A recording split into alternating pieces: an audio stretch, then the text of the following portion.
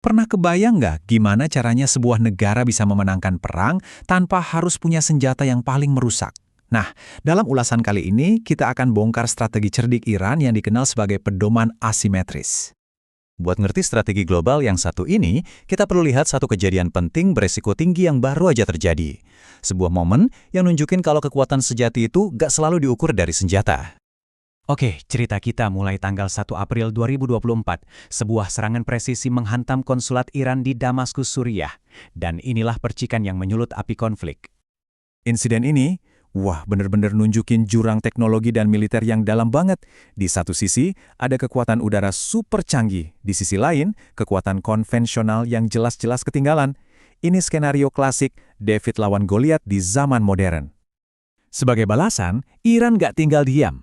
Mereka ngeluncurin serangan besar-besaran pakai ratusan drone dan misil.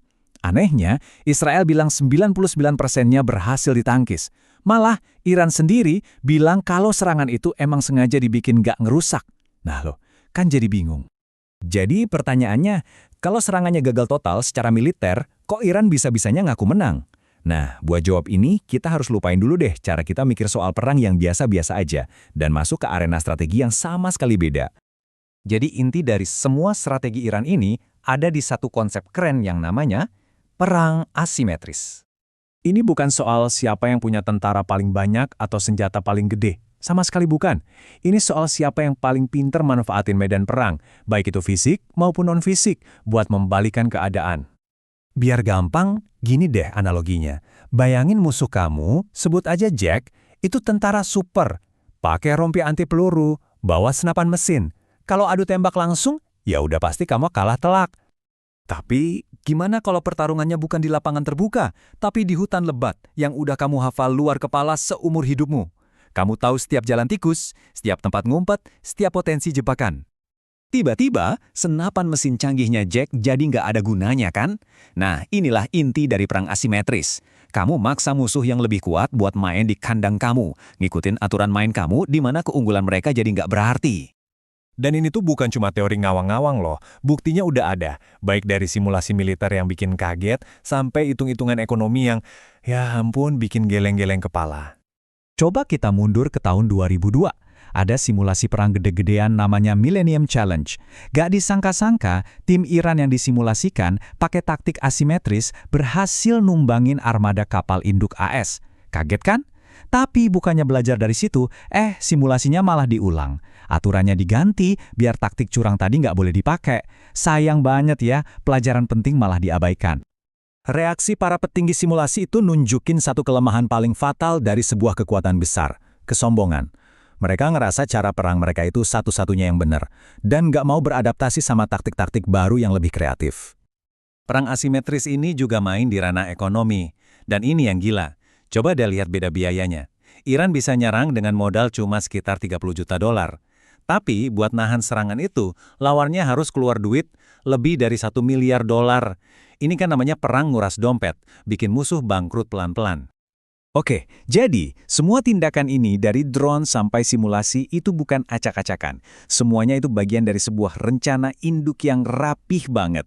Sebuah pedoman 4 bagian yang kita sebut matrix strategi. Ini dia nih matriks strateginya Iran. Setiap langkah mereka itu dirancang buat nyentuh 4 tujuan sekaligus. 1. Bikin rakyatnya bersatu. 2. Bangun sekutu di luar negeri. 3. Menangin hati dunia internasional. Dan yang paling penting, 4. Bikin musuh lemah dari dalam. Ini kayak nyiapin papan catur jauh sebelum bidaknya digerakin. Bayangin aja ini kayak 4 medan perang yang beda. Dan nggak semuanya pakai peluru. Di dalam negeri, rakyat disatukan pakai narasi kita melawan. Di luar, mereka cari teman, negara-negara besar. Di panggung dunia, mereka berusaha dapat simpati. Dan ke musuh, mereka coba adu domba. Pelan-pelan tapi pasti, pilar-pilar ini ngerogotin kekuatan lawan sambil bangun kekuatan sendiri. Sekarang, yuk kita balik lagi ke serangan drone di awal tadi. Kalau kita lihatnya bukan cuma sebagai serangan militer, tapi pakai kacamata matriks strategi ini, apa sih yang sebenarnya Iran dapetin? Kalau kita bedah pakai matriks ini, hasilnya, wow, luar biasa. Serangan itu bikin rakyat Iran bangga. Wah, pemerintah kita berani balas. Itu juga jadi sinyal buat sekutu-sekutunya. Buat dunia, serangan itu kelihatan terukur, jadi dapat simpati. Dan yang terakhir, serangan itu bikin Amerika ngerem Israel. Jadi kelihatan kan ada retak di aliansi mereka? Jadi yang di permukaan kelihatan kayak gagal total. Sebenarnya kemenangan strategis di semua lini. Ini nunjukin kalau Iran lagi main catur geopolitik yang levelnya beda. Buat mereka, menang itu bukan soal berapa banyak tank yang hancur, tapi soal seberapa besar modal politik yang didapat, seberapa kuat aliansi yang dibangun, dan opini dunia yang berhasil mereka pengaruhi.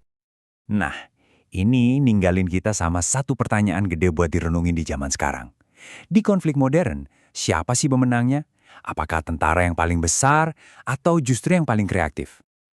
Terima kasih udah nyimak pembahasan mendalam kita kali ini. Semoga analisis ini ngasih kalian sudut pandang baru ya. Kalau kalian suka cara kita ngebongkar isu-isu rumit di dunia, jangan lupa buat terus ikutin kami, biar nggak ketinggalan pembahasan lain yang bakal bikin kalian lihat dunia dengan cara yang beda.